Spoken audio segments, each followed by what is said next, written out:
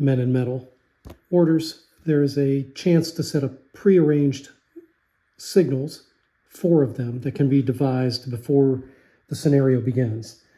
Prearranged order must be clear enough that the opposing player and the referee are satisfied the unit will behave in the way the player specifies when the order is signaled. Only one such signal may be given per turn, and they take effect within a 25-inch radius of the army commander. The Lancastrian leader is there in the middle of the heavy horse, and the York leader, the Duke of York now, is actually with the main body. So looking at things in my absolute chicken scratch, so the Yorkists have standing orders here. The couriers, which are these 2 stands of horsemen and these 2 stands of horsemen, are to attack the enemy in the north and south on their flanks. So these 2 horse would sweep around to the north. Those 2 horse would sweep around to the south. I think it's fairly well understood. Nobody would disagree there. Next, general order, a general withdrawal of moving to the west by 10 inches. So everybody that receives that order would move, just turn their backs, move west 10 inches, which shouldn't take anybody off the map, but may. You never know with the situation. General order to the east. I have got my directions screwed up, so I need to rewrite this. General withdrawal to the east and a general withdrawal to the north, 10 inches. So why would they go east? Because London is along the road to the east, and that's where presumably the enemy wants to go. So if we can just push ourselves back, we'll pull back 10 inches and then go from there. Same thing, withdraw from the north.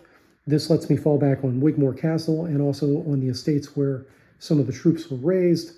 Sir Richard Croft, I think, comes from that direction as well. So it just makes sense historically. And then finally, and I'll correct this order, form a battle line running north-south along the Roman road anchored on the vanguard. So the vanguard is this set of 4 stands. Anchored on the vanguard, the rear guard will form on line to the north of the van. So they'll be stretching out this way. And then the main guard will form south of the van, so presumably south of the crossroads. Archers, however, form to the rear of the van by 6 inches. So the archers would be beyond the pushback range. And this rule said infantry can be pushed back 3 inches at a time, given certain conditions. So putting the archers 6 inches behind the van just makes sense. So let me correct that order, and then I'll be right back. Okay, again, looking at the chicken scratch here, Lancastrian standing orders. So the rear guard will advance directly east to the Roman road on line. That's a group of infantry stands, and then the horse stands. They will wheel left onto the Ogleby road. So rear guard is down here, these 4 stands. They would go directly east to the Roman road and then sweep around to the Ogleby road. I think that's pretty self-explanatory. The number 2 order is a general advance to the east. Again, keeping in mind they're trying to get to London, trying to link up with other Lancastrians. So general advance to the east as far as possible until contact without going more than 18 inches past the Roman road. So they don't want to go off map because then they're gone until certain other circumstances occur. So trying to avoid going off the map, but definitely pushing everybody as far eastward as possible. So a general advance. And then they've got a general withdrawal order to the south, in this case, way down there to the south. That would be a general withdrawal to the south, 24 inches, then form an east-west battle line facing north. So again, everybody would just push off 2 feet to the south and then try and form up as best they can facing northward in probably a raggedy battle line. And then lastly, a general withdrawal to the starting position in the west. So they would just withdraw back where they're currently starting the battle. I think all of these orders are fairly straightforward to understand. How they will actually work in practice is a big question. I would like to at least try one for each side during this game to see how that plays out with the various other reaction tests and and breaking contact and things like that. Okay, so quite a lot to go over now. So pre-turn sequence, this is from the QRS, the quick reference sheets. Around 13 pages of really valuable information, which I have not figured out how to condense down to a single flippable cardstock two-pager like Barker had. He was very efficient with the use of space, and I am not, apparently. Anyway, players write their prearranged orders. We did that. Wind, weather, and time of day are noted. We know it's February. We know that caused pre-deployment. That caused the way the deployment happened, and we also know about that miraculous omen that the Yorkists are attributing to the Trinity and using it for great favor. Incidentally, not only are there the ability to take omens in the WRG rule set, I think in the 4th edition in the fantasy section. I could be wrong about that. But also Days of Nights from Chipco has omens, and then Mazes and Minotaurs, which is a retro clone, as if everything was written from the Greek history point of view of like original D&D or Holmes Basic or something like that.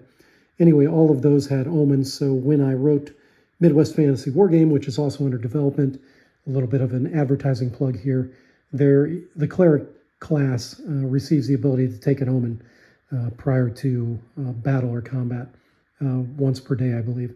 Anyway, so we've done the pre-sequence with wind, weather, time of day. Oh, time of day, because it's February, we have to roll dice. In this case, a D10 to determine how many turns. So normally there are 14 periods of daylight at the longest time of the year at the summer solstice.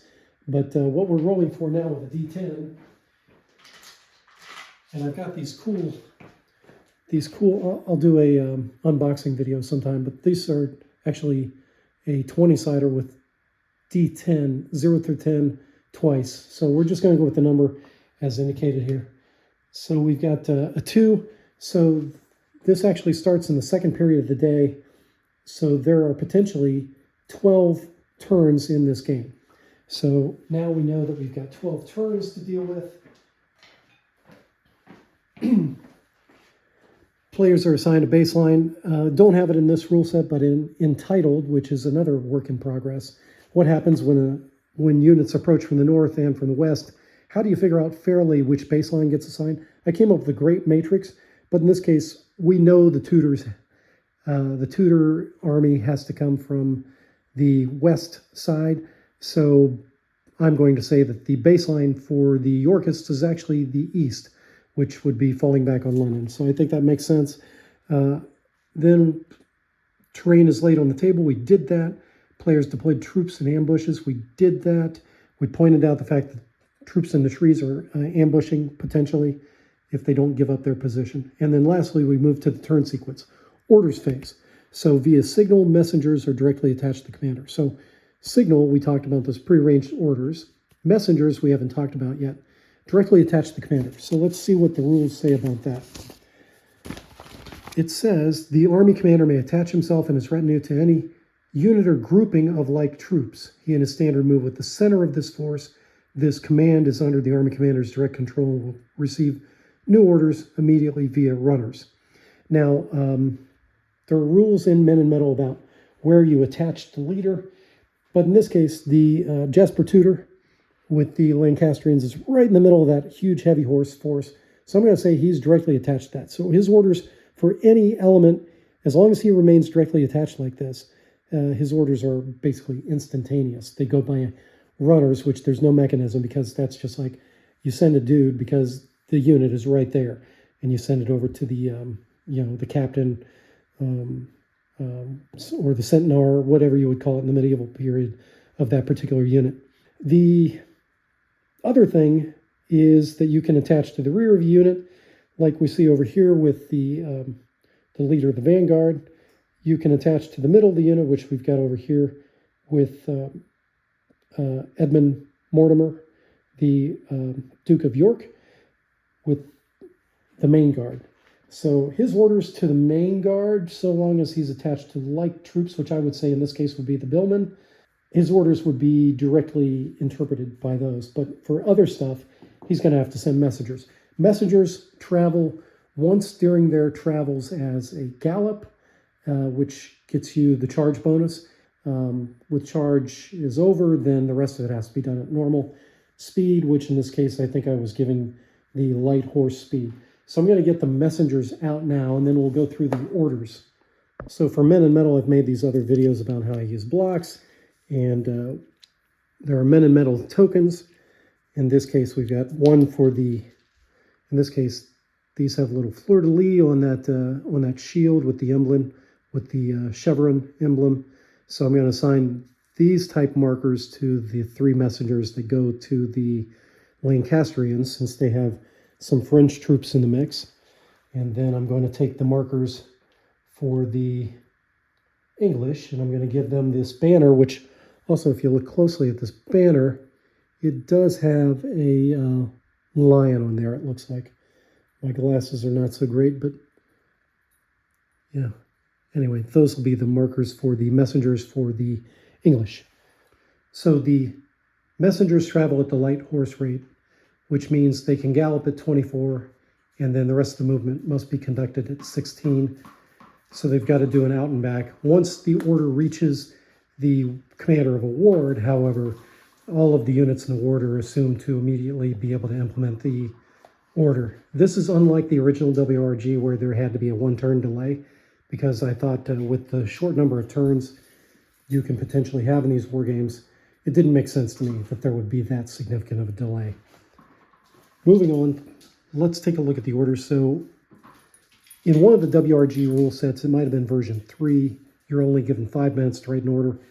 I have codified this as actually 10 minutes to write each order, but it only takes about 5. I wrote each of these out with my chicken scratch.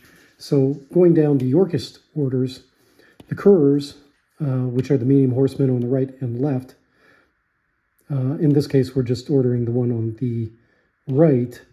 They are to charge and attack any light infantry that moves eastward, forward of the hill. So if any of these light infantry move forward, these Couriers are going to come out and hit them hard. The heavy horse in the vanguard are also set up to countercharge any heavy horse coming forward that threatens to charge into the vanguard's billman. So if any of these heavy horse from the Lancastrians hits any of the billmen in the York vanguard, this heavy horse is ordered to charge if charged.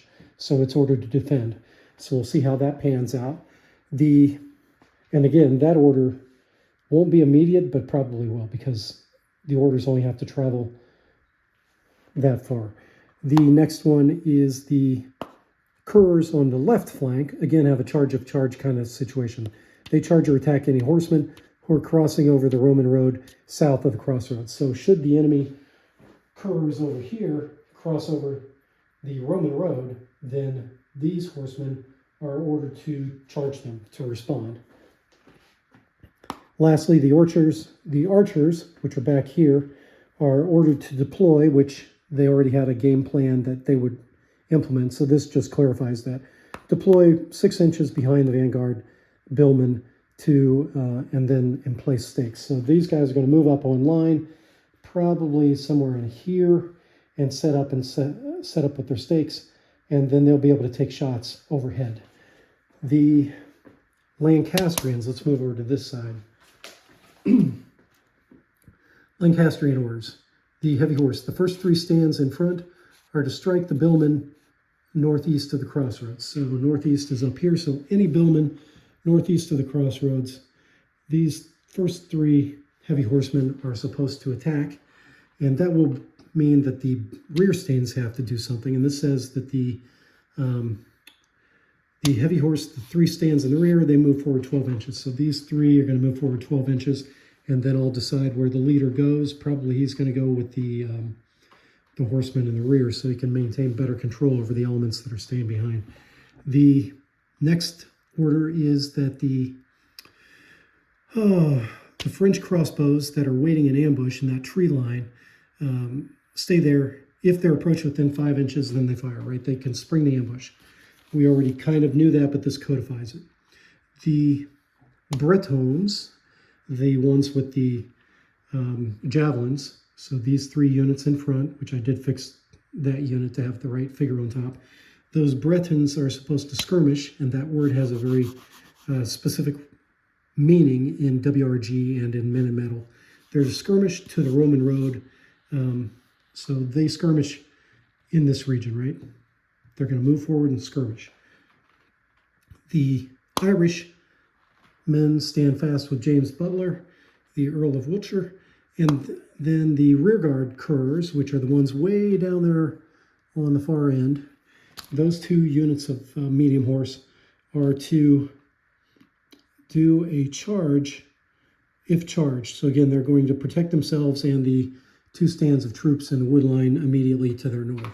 So let's get started. Again, reaction tests are going to occur fairly quickly for the Lancastrians. The Yorkists don't have to take any reaction tests till they're in contact.